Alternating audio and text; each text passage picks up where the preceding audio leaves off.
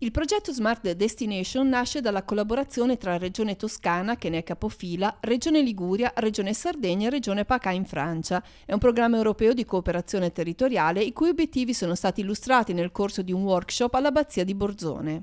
L'obiettivo è quello di rendere più appetibili, più smart le destinazioni turistiche, mettere insieme tutte le app, quindi la Liguria mette a disposizione la sua app La Mia Liguria, e per promuovere i propri territori. La Regione Liguria ha scelto i due territori, il Parco dell'Antola e il Parco dell'Aveto, come siti pilota da promuovere e per valorizzare le bellezze e la natura dell'entroterra. La valorizzazione di peculiarità del territorio come quello della Val d'Aveto passerà anche attraverso gli strumenti digitali per il turismo disponibili a livello locale. Attraverso questo progetto quindi noi vorremmo che la tecnologia aiutasse a promuovere questi luoghi, a farli conoscere e poi quindi ovviamente a valorizzarli turisticamente.